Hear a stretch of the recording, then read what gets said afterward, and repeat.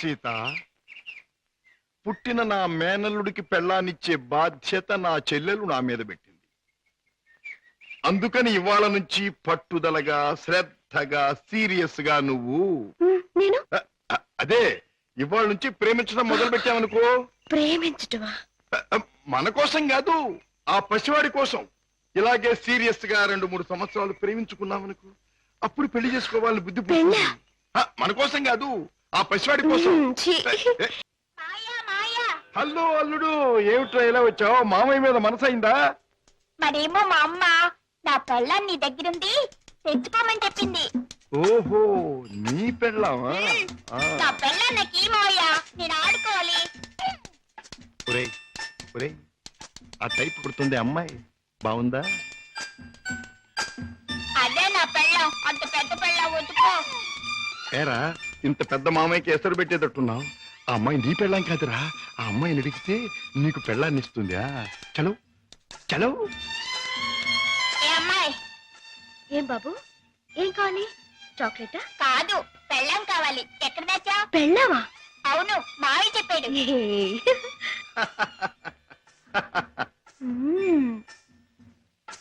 అమ్మా అమ్మమ్మమ్మమ్మమ్మా, అబ్బా అయ్యో. ఏం బే బాబాయ్ కుంటున్నావు? బాబు ఏం చెప్పను, సంకెళ్ళి మూతికి తగిలి మూతెళ్ళి మోకాలు కొట్టుకుంటే మోకాలు నెత్తి ఆకాశాన్ని కొట్టుకోబోయింది.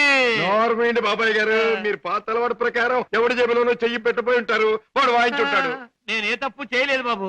సెలవు కదా అని చేపలు కొనుక్కు తిందామని బెస్తపేట వెళ్ళాను. అక్కడ ఒక పెద్ద చేపను డబ్బులు ఇచ్చి కొనబోతే ఈ చేప నాది అని ఒక రౌడీ వచ్చాడు కూర్చున్నాడు బాబు.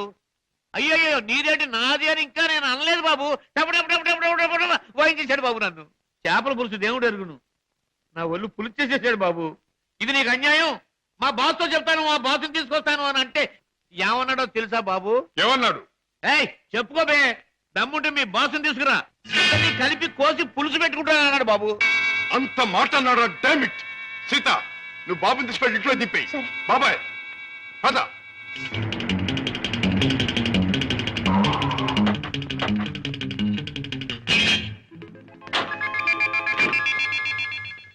అక్కడే సార్ వాడు నన్ను పట్టు కొట్టింది. పద. సార్ సార్ సార్ నాకు భయంగా ఉంది సార్, నేను కారులో ఉంటాను సార్. నేను వింటున్నాను కదరా, పద. అయ్యో అయ్యయ్యో, ఇప్పుడే కదా సార్ తన్నాడు. బాబు బాబు బాబు కదా నా బాబు. వీరికి సన్నాసి. 5 రూపాయలమ్మా, ఇదిగో, ఇక్కడ రౌడీ నాకు లేవడు. ఆడితో ఎందుకు బాబు గొడవ? మీ దారి మీరు వెళ్ళిపోండి. పెడతాను కానీ వాడు ఎక్కడున్నాడో చెప్పండి. ఇక్కడే ఉన్నాను బే.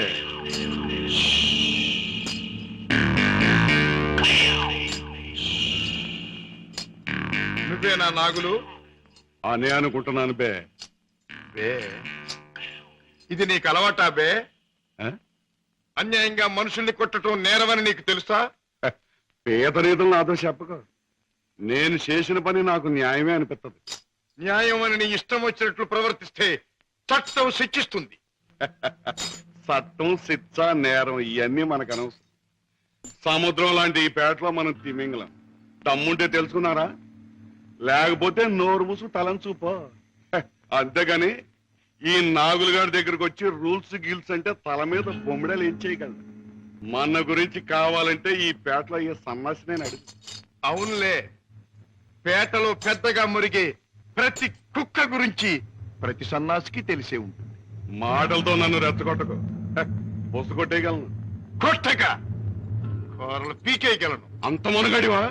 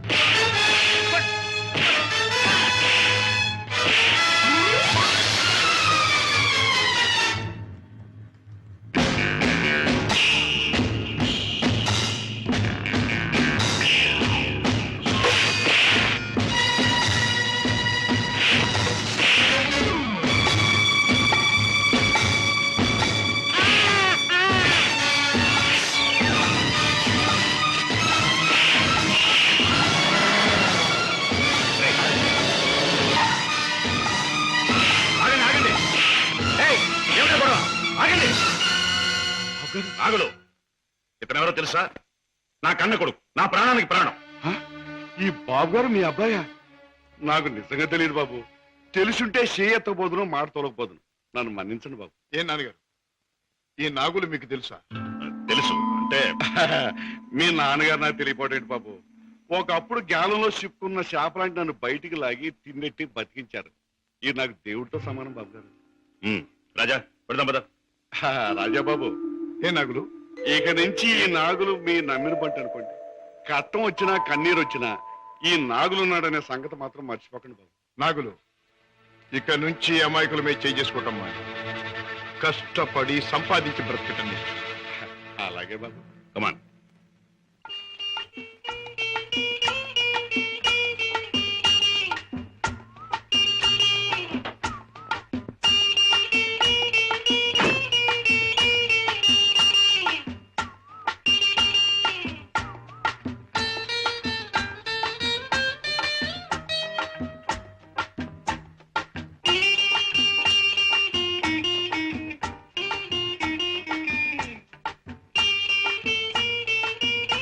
Very good, very good, very good.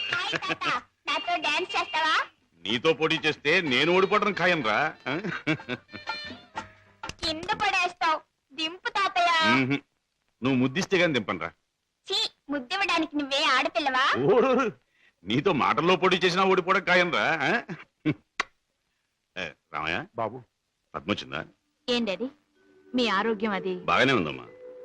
Padma, మీ కాపురాన్ని గురించి ఎప్పటికప్పుడు వింటూనే ఉన్నాను. కిషోర్ పట్టుదలకి, ప్రయోజకత్వానికి చాలా ఆనందిస్తున్నానమ్మా. తాత, నువ్వు కథ చెప్తానన్నావు, చెప్పవా? ఓహోహో అన్నాను కదూ. అవును రోయ్, చెప్తాను పద, చెప్తాను పద. దా. అమ్మా పద్మ, నువ్వు బుల్లిబాబుని ఎత్తుకుని అయ్యగారింటికి వచ్చినప్పుడేనమ్మా అయ్యగారి ముఖంలో నవ్వు కనిపిస్తుంది. మనవడంటే అయ్యగారికి భలే ఇష్టం. ఓహో అలాగా, ఇట్స్ ఆల్ రైట్. రేపు కోర్టులో కలుసుకుందాం. Good night.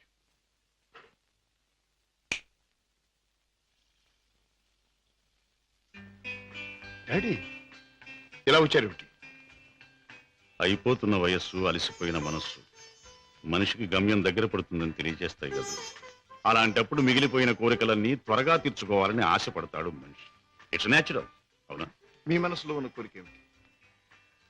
రాజా, చీకట్లో ఒక చిన్న దీపం ఎంత వెలుగునిస్తుందో, ముసలితనంలో ఒక పసివాడు తాత అని పిలిస్తే అంత ఆనందం కలుగుతుంది. కళ్ళకు వాడంత వెలుగవుతాడు అని రామయ్య తరచూ చెబుతుంటాడు. అప్పుడు మీరేమనేవారు?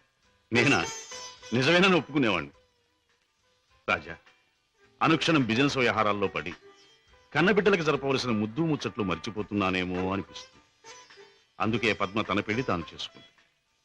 ఆ పెళ్లి కళ్ళారా చూసి అదృష్టం పోగొట్టుకున్నాను. కానీ రాజా, నీ విషయంలో మాత్రం అలా జరగదు. నీ మనసులో ఎవరైనా ఉంటే చెప్పు, నేను అభ్యంతర పెట్టను.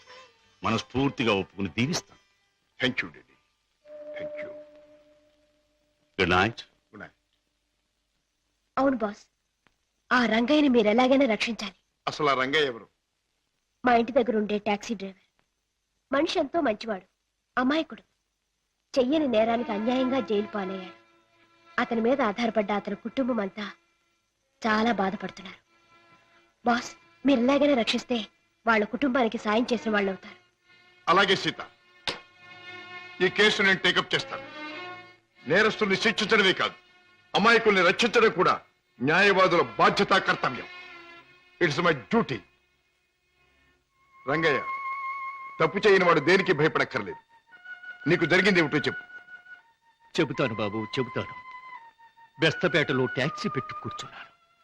ఇంతలో ఓ పెద్ద మనిషి చేపల గంప డిక్కీలో పెట్టించి ట్యాక్సీ ఎక్కి కూర్చున్నాడు.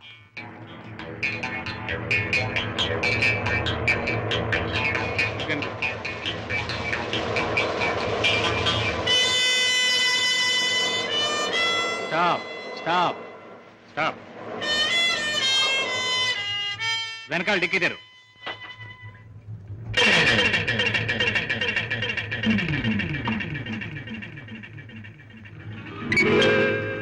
ఈ చేపల గంప ఎవరిది? నాది కాదు సార్, ట్యాక్సీలో వచ్చిన వారిదండి. అలాగా.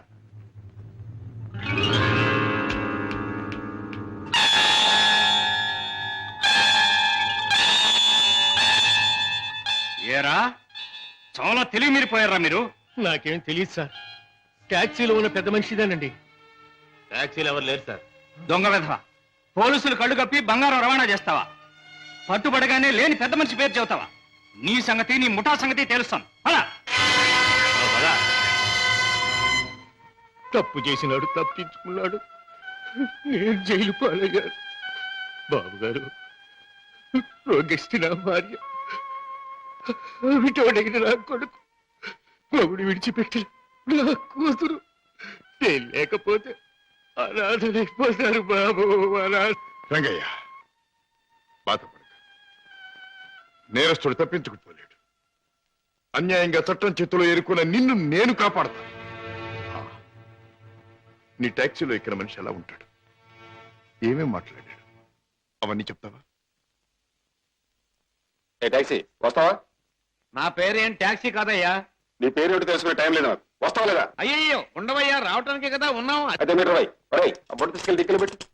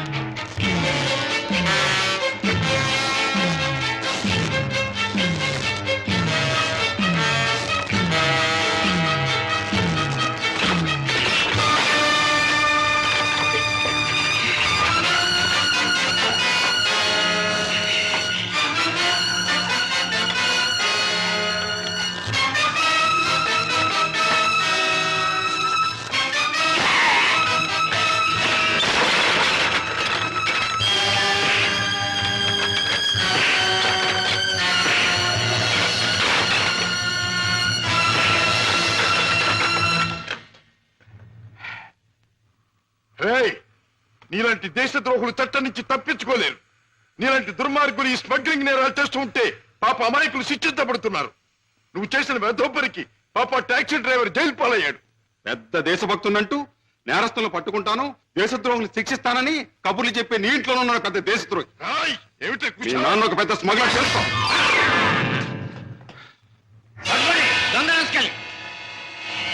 మా నాన్న స్మగ్లరా?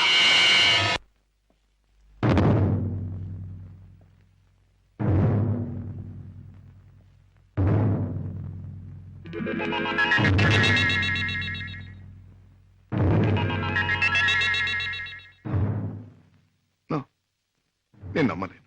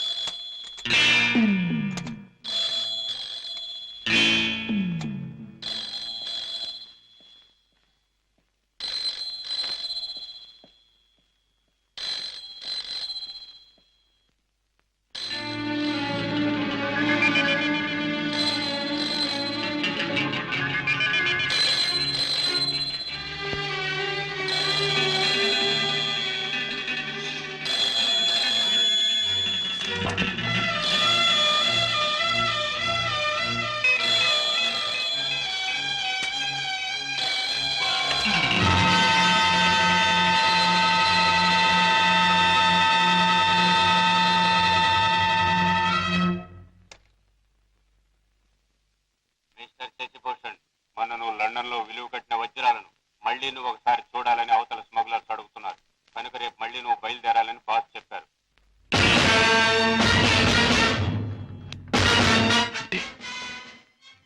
నేను విన్నది నిజమేనన్నమాట.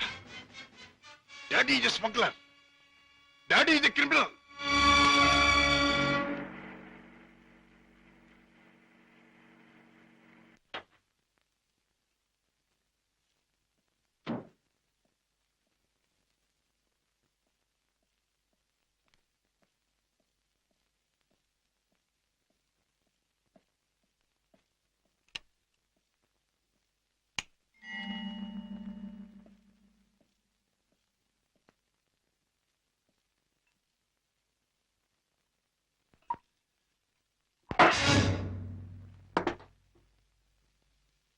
నాకు పోయండి రాజా, అవును, తెలిసిన నిజాన్ని తట్టుకోవాలంటే తాగక తప్పదు.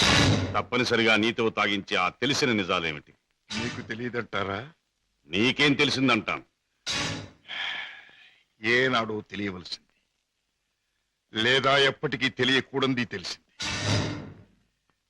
నేను దండం పెట్టే దేవుడు దారుణమైన రాక్షసుడని తెలిసింది. నాకు అన్నం పెట్టి చేయి అన్యాయంతో చేయి కలిపిందని తెలిసింది. రాజా, అవుండే, మిమ్మల్ని గురించి భయంకరమైన నిజం ఒకటి తెలిసింది. మీరు చేసేది స్మగ్లింగ్ అని తెలిసింది. మీరు నేరస్తులని తెలిసింది. తెలియగానే నేను నమ్మలేదు. ఇప్పటికీ నమ్మాలంటే నా మనసు ఒప్పుకోవటం లేదు. అందుకే మీ నోటి వంటి మీ మాటగా మీరే చెప్పండి డాడీ, మీరు నేరస్తులేనా? చట్టం దృష్టిలో దోషులేనా? మీరు చేసేది సంఘానికి దేశానికి ద్రోహమేనా? చెప్పండి డాడీ, చెప్పండి. మై డియర్ బాయ్, నీకు తెలిసిందంతా నిజమే. ఎస్, ఇన్నేళ్ళు ఈ నిజం నీకు తెలియకూడదని తాపత్రయపడు. కానీ తప్పుని నిప్పుని ఎంతో కాలం దాచలేమని ఇప్పుడు అర్థం. రాజా, నేను పట్టుబడిన నేరస్తు. నేను చేసేది చట్టానికి వ్యతిరేకమైంది. అంటే ఇంతకాలం మీరు నాకు పెట్టిన అన్నం, నేర్పించిన చదువు, ఏర్పరిచిన సౌకర్యాలు, తీర్చిన సరదాలు అన్నీ అన్యాయపార్జనతో సమకూర్చినవి, అంతా పాపిష్టి సొమ్ముతో తెచ్చినదేనా డాడీ? దౌర్భాగ్యపు డబ్బు కోసం, అస్థిరమైన ఐశ్వర్యం కోసం మీరు ఈ అవినీతికి దిగుదారా? లేదురా, లేదు. డబ్బు మీద ఆశతో, సంపద మీద వ్యామోహంతో కాదు నేను ఈ దారి పట్టాను. కట్టుకున్న మనిషి మీద ప్రేమతో, కన్న బిడ్డ మీద మమతతో తప్పనిసరి ఈ తప్పు దారి పట్టాను. డాడీ, పసివాడిగా ఉన్నప్పుడు నీకు పాలు లేక, జబ్బుతో మంచంలో ఉన్న మీ అమ్మకు మందు లేక, నిరుద్యోగిగా ఉన్న నాకు వేరే దారి లేక వీధిన పడ్డాను. మానవ అభిమానం విడిచి తెలిసిన ప్రతివాడి ముందు చెయ్యి చాపాను. నా భార్యా బిడ్డలను రక్షించమని అడిగాను, అర్థించాను, ప్రార్థించాను. కానీ ఏ ఒక్కడూ పట్టించుకోలేదు. మనిషికి మనిషి సాయపడని ఈ లోకంలో సాయపడేది మనిషి సృష్టించిన డబ్బే. నా భార్యా బిడ్డలు బ్రతికించుకోవడం కోసం, ఆ డబ్బు కోసం జీవితంలో మొదటిసారిగా తప్పుదారి తొక్కాను. ఆపై నా పిల్లల్ని పెంచుకోవడానికి, 2 పూట్ల అన్నం పెట్టుకోవడానికి అరణ్యం లాంటి ఈ లోకంలో ఆ తప్పుదారి నాకు తప్పలేదు. Those unavoidable circumstances have driven me to this state. Daddy, ప్రతి నేరస్తుడు తాను చేసింది న్యాయమని చెప్పుకోవడానికి తగినంత కారణం ఉండొచ్చు, కథ ఉండొచ్చు. కానీ ఎంత మాత్రాన అతను చేసింది నేరం కాకపోదు. రాజా, కన్నబిడ్డలకి తిండి పెట్టడం కోసం ఒక జంతువు మరొక జంతువుని చంపుతుంది. దాని సృష్టి సహజం అంటాం. వాటికున్న ప్రేమానురాగాలు మనుషులకు ఉండకూడదంటావా? ఆ ప్రేమానురాగాల వల్ల చేసే పనిని తప్పంటావా? ప్రేమానురాగాలు ఉండొచ్చు, కానీ జంతువుల కంటే మనుషులు ఎన్నో వేల రెట్లు గొప్ప ప్రాణులు కనుక ధర్మం, న్యాయం సంగతి కూడా ఆలోచించాలి. అయితే ఒక తండ్రిగా నా బిడ్డల్ని నేను రక్షించుకోవటం నాకు న్యాయం. వాళ్ళ కోసం ఏ పని చేసినా అది నాకు ధర్మమే. డాడీ, మా మీద మీకు గల ప్రేమ మిమ్మల్ని నేరస్తుడిగా మార్చినందుకు నేనెంతో జాలిపడుతున్నా. ఇంతకాలం ఆ పాపిష్టముతో మమ్మల్ని పోషించే కంటే ఆనాడే మా ప్రాణం తీసినా బాగుండే. రాజా, నువ్వు ఒక బిడ్డగా తండ్రి అయి ఉంటే ఈ మాట అనలేకపోయేవాడు, ఆ పని చెయ్యలేకపోయేవాడు. డాడీ, బిడ్డని చెప్పలేకపోతే నేనైనా చచ్చిపోయేవాడిని కానీ మీలా తప్పులు మాత్రం చేసేవాడిని కాదు. ఇంతకాలం ఈ పాపిష్టి సొమ్ము తిన్నానంటే చచ్చా నా మీద నాకే అసహ్యం వేస్తుంది. అన్యాయపార్జనతో న్యాయవాద వృత్తి చదివానంటే నా మీద నాకే కోపం వస్తుంది. ఇంట్లో నేరస్తుని ఉంచుకుని బయట నేరస్తుని విచారించి జైలుకి పంపుతున్నానంటే నా మీద నాకే I can't stay here for a minute. నేను ఇంట్లో ఒక క్షణం కూడా ఉండదు. రాజా రాజా ఒక్క మాట. ఆడపిల్ల కన్నవాళ్ళని వదిలిపెట్టి వెళ్ళడం సహజం. కాని కన్న కొడుకు కడదాకా కన్నవాళ్లతోనే ఉంటాడు. పోయాక కాటిదాకా సాయం వస్తాడు. కొరివి పెట్టి సాగనంపుతాడు. ఆశతో నీ మీదే ప్రాణాలన్నీ పెట్టుకున్న ఈ డాడీని అర్ధంతరంగా ఒంటరిని చేసి వెళ్ళిపోతావా? డాడీ, నేను వెళ్ళిపోతున్నది అన్యాయపాలయం లాంటి ఇంట్లో నుంచి, చట్టాన్ని వ్యతిరేకించిన ఒక నేరస్తుడి నుంచి. అంతేకాని మా డాడీ మనసులో నుంచి కాదు. నేనే మీకు కావాలనుకుంటే బ్రతికిన మీ జీవితాన్ని, సంపాదించిన ఆస్తిపాస్తుల్ని, మీ ఇంటిని, మీ సర్వస్వాన్ని మీరు వదులుకోవాలి. ఒక సామాన్యమైన మనిషిగా, మమత నిండి ఉన్న ఒక మామూలు తండ్రిగా ఎప్పుడు మీరు నా గడపలోకి అడుగు పెడతారో అప్పుడు ఆప్యాయతో మీ చేయందుకుంటాను. ఆదరంతో మిమ్మల్ని లోపలికి తీసుకుపెడతాను. లేకపోతే ఈ కొడుకే మీకు లీడనుకోండి. Good bye. రాజా రాజా